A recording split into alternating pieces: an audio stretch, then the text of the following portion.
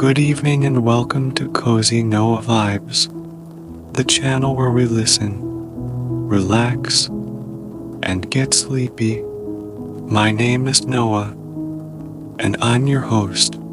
Tonight, we'll enjoy settling down with one of life's most relaxing scenes, a crackling campfire on a quiet evening amongst nature. I think this is a story you're going to love.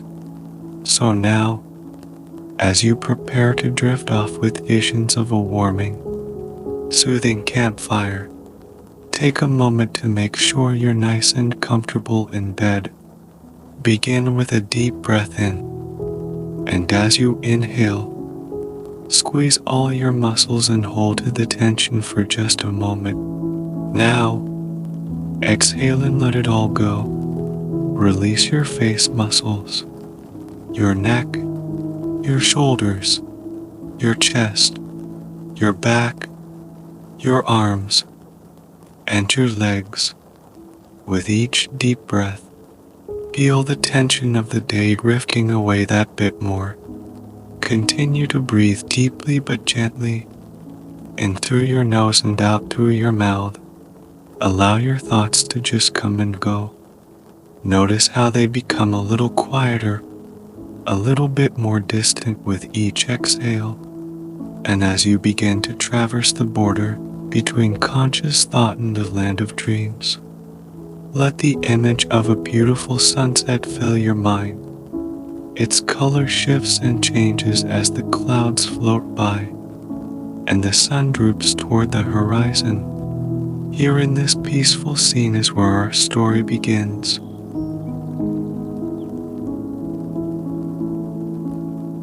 The horizon is ablaze in fiery red, deep orange, and blush pink.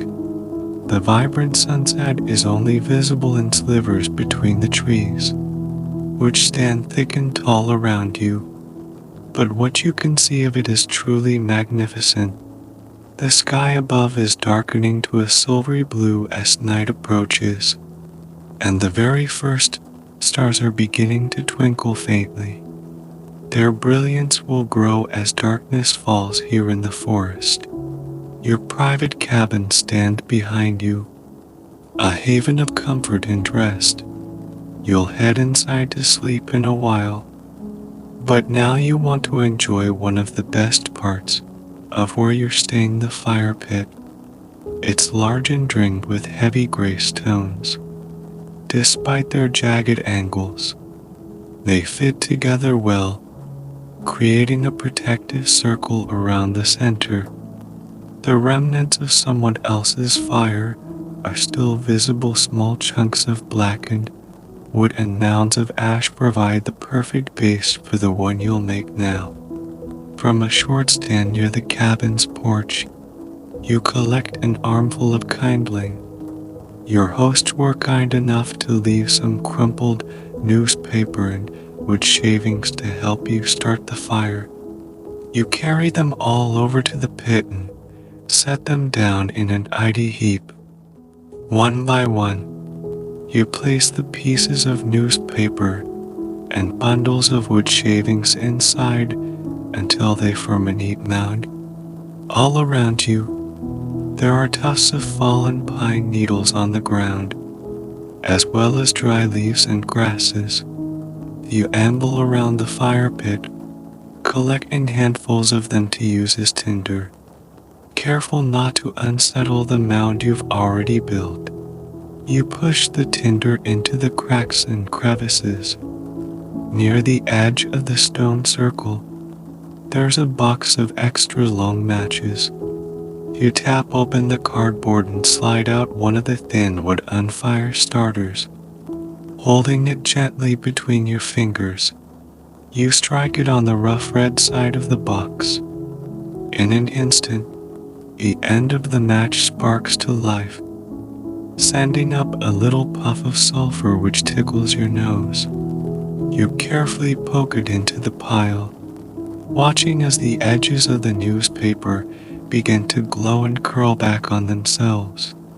Before long, the mound goes up in flames, Carefully, you rest the pieces of kindling on top.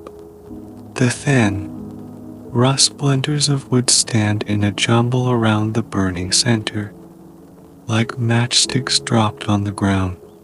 But soon they begin to catch as well. The fire is lit. For a moment, you sit back on your heels, admiring your handiwork. The kindling burns slowly, but you know it's deceptive. If you don't build up the fire soon, it could go out. You stand and walk back over to the porch. Your hosts have left you a generous stack of firewood for you to use as you please. With a keen eye, you gather just the right size and shape logs for the new blaze. The rough wood rests in your arms as you carry it back to the pit. And like with the kindling, you have to be more careful setting these pieces down. They are much heavier and could roll away from you. A couple of the logs knock against each other, making a pleasantly hollow sound, like a person tapping on a wooden table. From the look of it, you'd guess these logs are oak, maple, or ash. They've been split well and were stacked in even rows by the porch. You pick up the first log, which rests comfortably in your hand, taking care not to get too close to the flames themselves. You rest the wood against one side of the pyramid of kindling. The rough mound collapses slightly under its weight, causing the embers below to burn even more brightly with the infusion of oxygen. A cloud of tiny sparks flies up from the coals, engulfing the log. You watch closely as it begins to burn. First, you notice a faint glow around the cut edge of the log. The bark lights up before the core, which resists the flame at first. But soon, the end catches fire. The red and orange flames travel up the spine of the log, reaching the other end in a matter of minutes. That's your cue to add another. The second log rests, set an odd angle against the first. Flicks a fire hook onto its bark and then push down to the thick center. You place a third log against the first two, forming a tent shape. This will help you have a strong structure as you continue to build the fire for the rest of the night. Near the fire pit, there's a long tree trunk resting onto sturdy stumps, kind of a rough-hewn bench, placed the perfect distance from the fire. You test it gently with your hand before taking a seat. It feels sturdy and is a little bounce as you press on it. When you sit down, the rough bark prickles the back of your legs, but it's not uncomfortable. If anything, it serves as a reminder that the forest is the natural environment here. You can sense the heat from the fire on the front of your legs and on your cheeks. It's a delightful contrast to the night air, which is cool without being cold. The fire's warmth wraps around you like steam from a bath, making you feel comfy and content. A light breeze rustles the trees. You can hear the tall trunks creaking as they sway back and forth. Branches move and shift, rubbing against one another high above the ground. Small clumps of pine needles drop to the forest floor with delicate thumps. Every gust of wind sends up a flurry of embers from the campfire. That reminds you of blowing into a fireplace as a child and watching the sparks dance their way up the chimney and out of sight. The breeze brings out the slight chill in the air. At the end of your log bench, you notice a neatly folded blanket left for you by your hosts. You silently thank them for their kindness and consideration as you reach for it. The thick fleece cascades around your lap as you unfold it in a single motion. Then, you wrap it around your shoulders, crossing the edges over your chest and tucking the corners under your legs. Not only is it cozy, but it also feels protective. Wrapped around you this way, the cooler touches your face and hands, but your core remains at a wonderfully warm temperature. For a little while, you close your eyes, enjoying all the sensations happening right now. In this very moment, the fire crackles and pops. Every once in a while, it lets off a longer pop or hiss as the fire finds pockets of sap. You can feel curtains of warmth billowing toward you with the breeze. They encircle your legs and reach through the blanket. You also sense the heat on your eyelids, which are sensitive to changes in temperature. You can see the rippling reddish, orange glow through them to evidence of a fire burning in the dark. In the forest beyond your private fire pit, insects chirp and hum. A few birds make long, low calls to each other through the trees.